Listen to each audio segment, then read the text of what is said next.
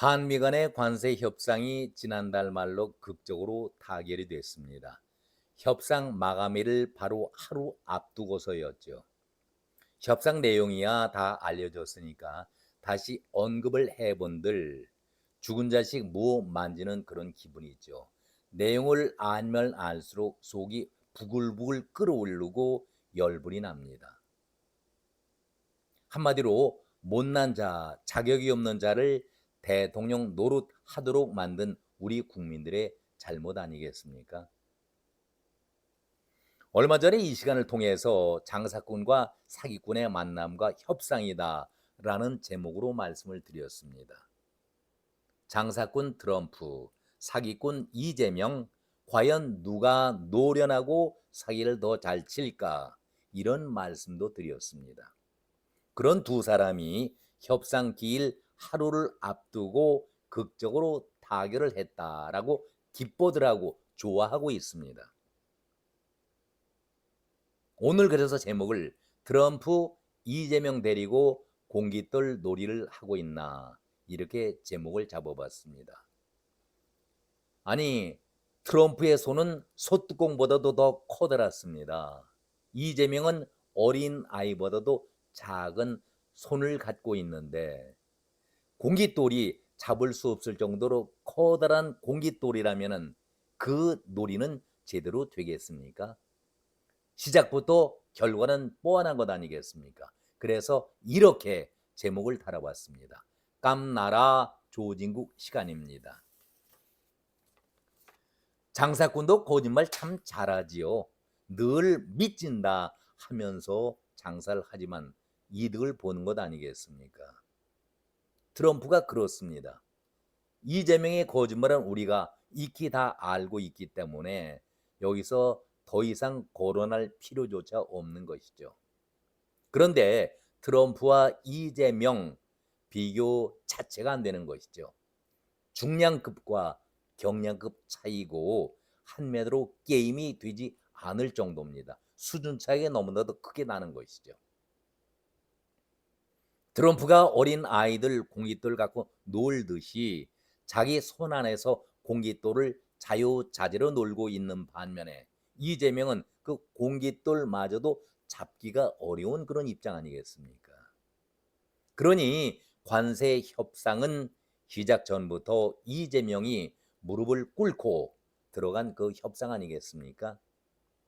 대북 송금 사건이라는 뇌관 말고서도 허물도 많고 잘못도 많은 이재명으로 볼 때는 트럼프 앞에 납작 엎드렸습니다.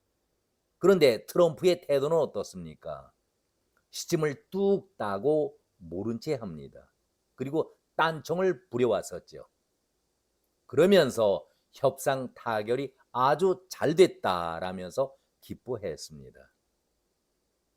한마디로 자기가 원하는 것은 모두 다 따먹었으니 그럴 만도 하겠지요.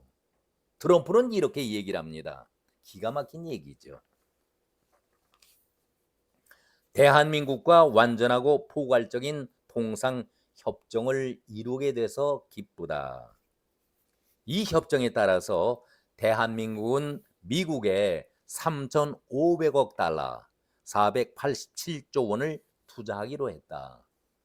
그 투자처는 미국이 결정하고 그 이익의 90%는 미국 국민에게 귀속이 된다. 아니 돈은 한국이 투자하면서 그 결정권도 한국이 갖고 있는 것이 아니라 또 장사를 해서 돈을 벌어도 90%는 미국민이 가져간다. 이건 무슨 논리입니까? 그 돈은 미국이 소유하고 통제하는 돈이다. 일방적인 협상 아니겠습니까? 그리고 미국은 1,000억 달러의 상당의 LNG 기타 에너지 제품을 한국이 구입하기로 했다. 한국의 신임 대통령 당선을 축하해주고 싶다. 아니 돈을 그대로 무더기로 받는데 한두 푼도 아니죠. 3,500억 달러에 1,000억 달러의 LNG 값도 이 돈이 떼돈이 들어오는데 그까지 대통령 당선 축하 얘기 한마디 하는 것이 무슨 장사꾼으로 볼 때는 당연한 것 아니겠습니까? 앞으로 2주 내에 백악관에서 한미 정상회담이 있을 것이며 그때에 한국이 추가 투자를 하겠다라고 약속을 했다. 그야말로 제대로 봉을 잡은 것이죠. 여기에 대해서 김용범 대통령실 정책실장이 하는 얘기, 아까 90% 미국 국민에게 귀속된다. 투자의 90%를 미국이 소유한다라는 말이 무슨 뜻인지 도무지 잘 모르겠다. 아니, 이런 자가 어떻게 대통령 정책실장이라는 자리에 앉아 있습니까? 우리들도 다 알고 있는데. 한마디로 대통령실 정책실장이라는 자가 그 뜻 하나도 알면서도 이렇게 오리발을 내미는 것을 볼 때에 본인 자신도 너무나도 모호한 얘기죠. 그러니까 한마디로 얼버무리면서 넘어가겠다, 그런 뜻 아니겠습니까? 우리에게는 너무나도 일방적으로 불리한 그런 얘기 아니겠습니까? 돈은 누가 버는 것인데 90%를 미국이 가져간다. 그러면서 트럼프가 소고기 등 농산물도 전면 개방하기로 했다. 정말 이거 큰일 났습니다. 그러니까 김용범이 하는 얘기가 쌀과 소고기는 제외하기로 했다. 그렇다면 트럼프라든가 이재명 둘 중에 한 사람은 거짓말한 것 아니겠습니까? 2주 후에 백악관에서 만난다면 반드시 이 문제가 고론이 되겠죠. 참으로 딱할 노릇이다, 그런 생각이 듭니다. 여기에 대해서 이재명이 그동안 숨고 아무 말이 없었던 이재명이 한마디 말을 건넵니다. 기가 막히죠. 촉박한 시간과 녹록지 않은 여건 속에서 관세 협상이 잘 타결이 되었다. 관세율은 주요국보다도 같거나 낮게 타결이 되었다. 그러면서 하는 얘기가 이재명이 미국 중심의 편향된 그런 외교가 아니라 정부는 국익 중심의 실용 외교를 펼쳐나갈 것이다. 중국을 의식한 발언을 쭉 해왔기 때문에 그거를 빠뜨릴 수는 없었겠죠. 립 서비스인지 아니면은 양다리 걸치는 외교가 될지, 말은 국익 중심의 실용 외교를 펼쳐나가겠다, 이런 얘기로 마무리를 지었습니다. 한마디로 줄 것 다 주고 뺨 맞을 것 다 뺨 맞고 2주 후에 백악관에서 불러주고 오라고 하니 이재명다운 그런 사기성 발언을 하는 것 아닐까, 저는 그런 생각도 해봅니다. 겉으로야 무슨 말인들 못하겠습니까? 트럼프가 오라고 하는데 얼마나 기분 좋은 일입니까? 저는 트럼프의 이런 행동을 바라보면서 정말 장사꾼이지만 천년 묵은 여우보다도 더 여우짓을 하고 있다. 아주 이 부분에 대해서는 타의 추종을 불허하는 고수급이다, 이렇게 말씀을 드립니다. 트럼프는 단순히 이재명과 협상을 하기 위해서 바로 맞닥뜨리질 않았었죠. 사전 정지 작업을 아주 계획대로 철저하게 준비하면서 시행해 왔었습니다. 트럼프가 모스탄을 왜 만났을까요? 그리고 모스탄을 왜 한국에 보냈을까요? 모스탄이 이재명의 치부를 내셔널 클럽에서 낱낱이 다 까발렸는데 워싱턴 포스트지에 다 기고까지 해가면서 그 내용을 전 세계에 다 알렸는데 왜 모스탄이 이때에 한국을 방문해야 했을까? 여러분 궁금하지 않으십니까? 모스탄이 그런 전 과정을 알면서 이재명 저격수로 지지난달 한국을 찾았었죠. 한마디로 이재명의 숨통을 완전히 조여놓고 이재명의 혼을 빼놓고 떠났습니다. 닷새 동안. 여기에 이재명이라든가 이재명을 지키겠다라고 떠들던 호위무사들 한마디 언급이 있었습니까? 한마디 떠드는 자가 없었습니다. 흔히 말하는 개딸들마저도 아주 조용했습니다. 그리고 곧바로 한미 통상 협상이 있었는데 여기에 2+2 협상을 하기 위해서 구윤철 부총리가 미국으로 내일 떠나는 겁니다. 협상을 하기 위해서 협상 날짜가. 그런데 오늘 비행기 타려고 하니까 오지 마세요. 협상 회담은 취소입니다. 베센트가 이렇게 통보를 합니다. 있을 수 있는 일입니까? 국가 간에 약속된 그 협상 테이블인데 일방적으로 하루 앞두고 출발하려 하니까 취소를 한다. 얼마나 우리를 우습게 봤으면, 이재명을 우습게 봤으면 이렇게 일방적인 약속 취소를 펼칩니까? 왜 이런 일이 벌어질까? 루비오는 또 어떻습니까? 한국 방문이 예정돼 있었다가 바로 취소를 했습니다. 왜 이런 일들이 과거에는 없었던 한국과 미국에서 한 달 사이에 연이어서 이루어질까? 여러분들은 궁금하지 않으십니까? 저는 이 모든 과정이 트럼프의 사전 계획된 노련한 협상술의 한 단계다, 이렇게 생각을 합니다. 장사꾼이 늘 해오던 그 버릇 아니겠습니까? 사기꾼 기질을 아주 충분히 발휘했던 것이죠. 그러니까 이재명은 눈을 멀쩡하게 뜨면서도 그대로 당하고 말았던 것입니다. 손을 쓸 수가 없었죠.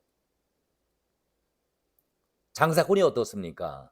상대의 길을 꺾고 상대의 약점을 파악해서 집요하게 물고 늘어질 때에 물건도 팔아먹는 것 아니겠습니까? 상대의 눈치를 가장 정확히 파악하고 있는 사람이 트럼프다. 저는 그런 생각을 갖고 있습니다. 한마디로 트럼프는 이재명 배꼽에다가 유리를 대고서, 렌즈를 대고서 속속들이 이재명에 대해서 다 파악하고 있었던 것이죠.